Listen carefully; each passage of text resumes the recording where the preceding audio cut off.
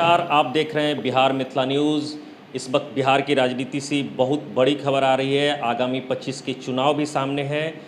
RJD में राष्ट्रीय महासचिव रहे श्याम रजक ने इस्तीफ़ा दे दिया है। हमारे साथ बातचीत करने के लिए मौजूद हैं जदयू के प्रवक्ता।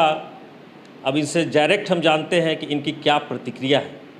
सर, एक राजनीतिक से खबर निकल के आ रही है, श्याम रजक जी ने आरजेडी से इस्तीफ़ा दे दिया। डूबती नैया की सवारी कोई नहीं करना चाहता है और राष्ट्रीय जनता दल राजनीति में डूबती हुई नैया है। जनता ने उसे नकार दिया है।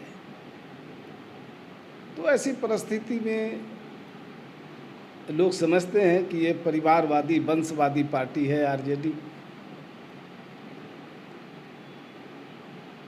तो हर कोई वहाँ से एडजस्ट नहीं कर सकता है।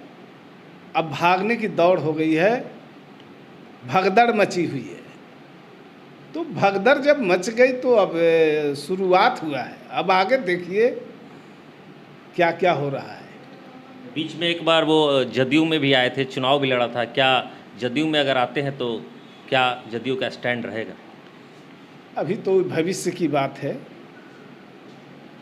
आगे क्या होगा जब समय आएगा तो उस पर जवाब देंगे। उन्होंने बड़ा आरोप भी लगाया है राष्ट्रीय जनता दल पे, कहा है कि बहुत बड़ा धोखा मिला है। शतरंज की चाल हम चलते थे लेकिन बहुत बड़ा धोखा मिला है। वहाँ न्याय किसी के साथ नहीं होता है, विश्वासघात ही होता है।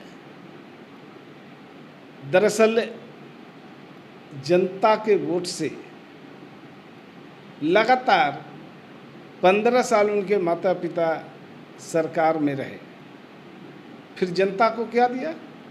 जनता की गाढ़ी कमाई को लूटकर अपनी तिजोरी भरने का काम किए। और ये नए अवतार में तेजस्वी जी आए तो 29 वर्ष की उम्र में ही इनके पास संपत्ति आ गई। कहाँ से आई इसका खुलासा नहीं हुआ। और राजनीति को ये लोग व्यवसाय बना के रखें, व्यवसाय बना करके उससे पैसा कमाना इन लोगों का मकसद है।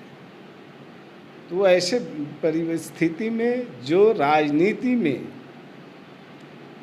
सेवा की भाव से जो लोग आते हैं, अब नीतीश कुमार जी राजनीति को सेवा के भाव से देखते हैं, सेवा की भाव से करते हैं और पूरे बिहार को अपना परिवार समझते हैं।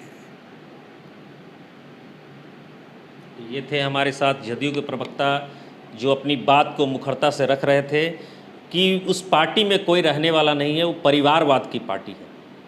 आप देखते रहिए बिहार मिथिला न्यूज़। विकास कुमार, पटना।